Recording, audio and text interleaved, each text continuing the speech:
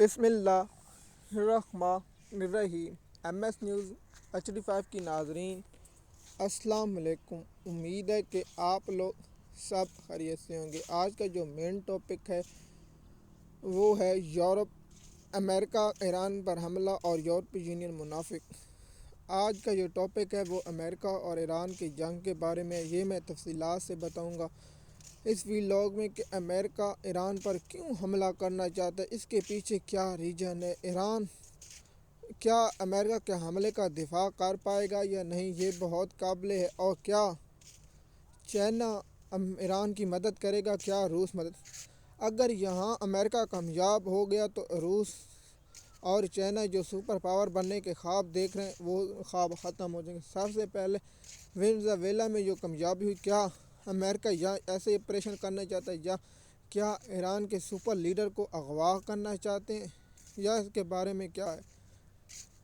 تو سب سے پہلے یہ بات ہے کہ کیا امریکہ جدید ترین یا جدید ٹیکنالوجیز طریقے حملہ کرے گا، کیا امریکہ سب سے پہلے ان کی فوجی تنظیموں پر سخت میزائل داغے گا جن سے پوری تنظیموں نصب و نابود ہو جائیں، یا ایسا حملہ یا ایٹمی حملہ کر سکتا ہے، یا کون سا حملہ کر سکتے ہیں۔ سب سے پہلے آپ کو بتائیں، امریکہ احتجاج کے پیچھے حکومت پر قبضہ کرنا چاہتا تھا، لیکن وہ ان کا خواب چکنا چور ہو گیا اور ان کو بہت ہی بری طرح شکست ہوئی۔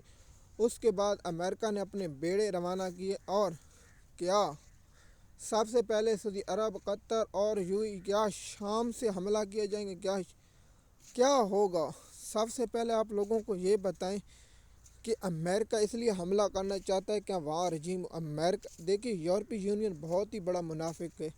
یورپی یونین کوئی انسانی حقوق کا چیمپئن ہے، صرف مفاد پرست ہے، جبکہ جرمنی کے جو پہلے حکومت تھی انہیں یہودیوں کو سبق سکھایا تھا، ان کی ہم مکمل حمایت کرتے ہیں، ان کو ملنا ایسا سبق تھی۔ آج دنیا دیکھ رہی ہے کہ وہ ٹھیک تک ان لوگوں نے مسلمانوں کے ساتھ کیا کیا، اور دیکھیے یورپی یونین کا نمبر بھی آنے والا ہے گرین لائن کے بعد، امریکہ اس سے فرق گرین لائن۔ اگر ایران اس میں دفاع کرنے میں ناکام ہو گیا تو پھر اسرائیل کے لیے کوئی خطرہ موجود نہیں رہے گا، پھر اسرائیل جو کرے گا وہ ہوگا۔ سب سے بڑی رکاوٹ ایران ہے۔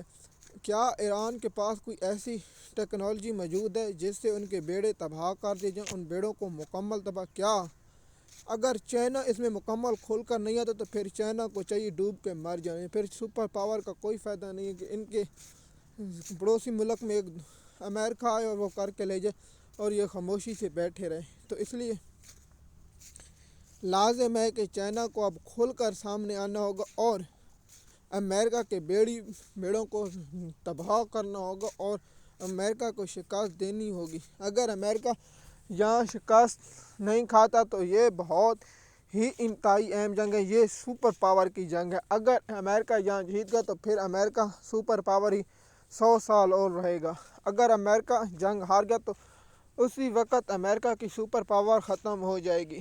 لیکن یہ بڑی جنگ، آپ کو معلوم ہوگا کہ کسی وقت اسپین بھی اسی طرح سپر پاور تھا، اس کے بیڑے جب جہاز تباہ ہوئے تو وہ سپر پاور ختم ہو گیا۔ آج امریکہ کے ساتھ بھی یہی ہونے والا ہے کہ یورپی یونین انسانی حقوق کا اگر ہوتا تو اسرائیل نے سکولوں پر، مسجدوں پر، عبادت گاہوں پر اور اقوام متحدہ کے بنائے ہوئے ہسپتالوں، سکولوں پر بمباری کی تو کیا یورپ نے پابندی لگائی؟ نہیں، کیونکہ یورپ منافق ہے، اور یورپ کے لوگ اس پر سوچیں کہ ہمارے جو انسانی حقوق وہ صرف اپنے ہی لوگوں کے لیے، دوسروں کے لیے نہیں، صرف اپنی کمیونٹی کے لیے ہیں، باقیوں کے لیے نہیں۔ تو مسلمانوں کو بھی چاہیے کہ اپنی کمیونٹی کے لیے ایک حقوق بنائے جائیں، کہیں بھی مسلمانوں پر حملہ ہو تو آپ یورپ پر، امریکہ پر، ان لوگوں کو حمایت کرنے والے ملکوں پر پابندی لگا دی جائے۔